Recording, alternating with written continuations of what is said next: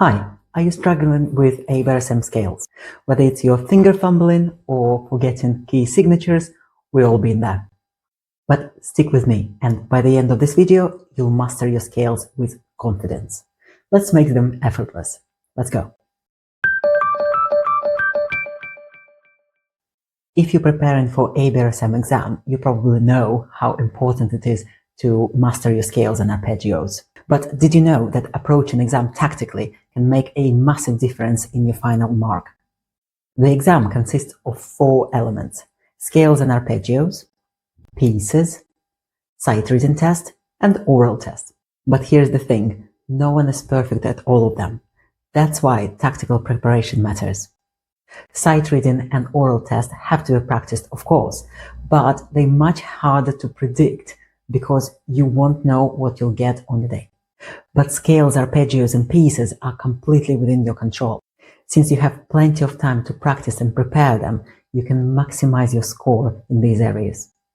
And since scales and arpeggios and pieces carry a significant amount of weight in the final result, focusing on them strategically is the best way to securing the best mark possible.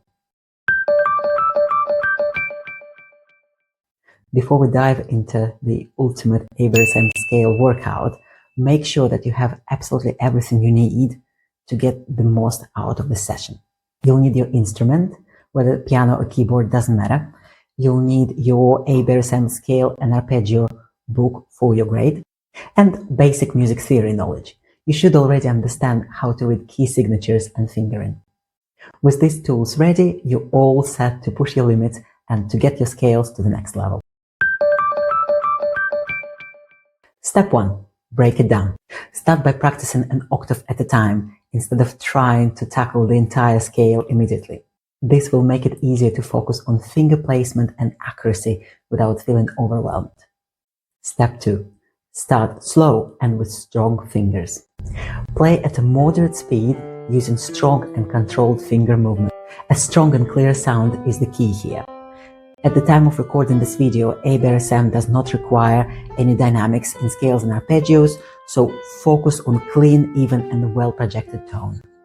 Continue practicing like this until your fingers memorize the pattern and develop dexterity. Step 3. Expand and increase speed. Once your fingers will start consistently landing on the right keys, try this. Combine 2 octaves and slightly increase speed. But keep using strong fingers to maintain control. Pay special attention to the turns at the top of the scale. This is where the mistakes happen the most. So you might find it helpful to practice 1 octave before the turn and 1 after the turn as a standalone exercise before attempting to play the entire scale. Step 4. Reassemble and refine. Once everything feels comfortable, reassemble the entire scale together.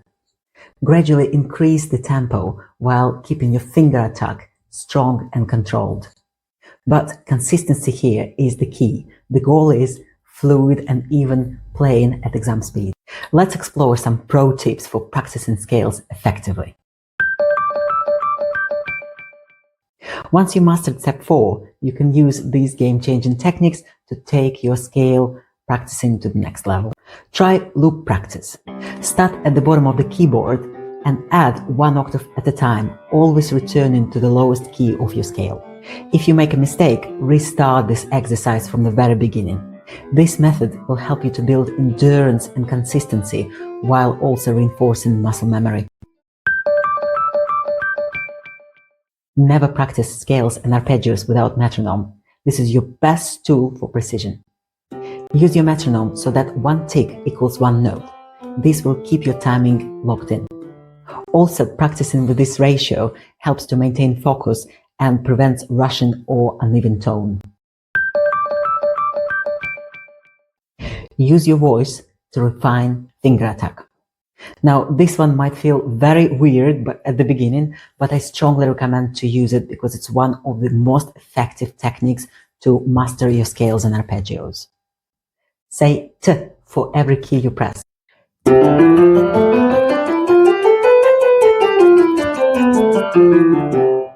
This will increase the speed of connection between your brain, ears, eyes, and fingers. It also provides accuracy in finger control while keeping you mentally engaged. One of the biggest mistakes students make is that the note played by the first finger sounds louder, clunkier, and more accentuated than the rest. This usually happens when the entire weight of the palm collapses onto the first finger, causing an unbalanced sound. To combat this, simply avoid folding the first finger inwards. This causes excessive force and uneven volume. Always keep your palm suspended above the keyboard using muscles in your shoulder and upper arms, not just the fingers. From this position, stretch the finger down and press the note firmly and evenly, instead of hammering it down with the weight of your entire hand. Maintain relaxed but controlled general posture. This will help all notes sound smooth and even. Try to record yourself on your phone or camera to look for inconsistencies in tone, especially around the swaps on the first finger. The more mindful you are of your body, your sound, and your practicing techniques, the more refined and professional your scales will become. That's it for today. Let me know in the comments which tip helped you the most, or perhaps you do have other problems with your scales. I'd love to hear from you. And of course, don't forget to like and subscribe for more piano technique tips. Bye-bye.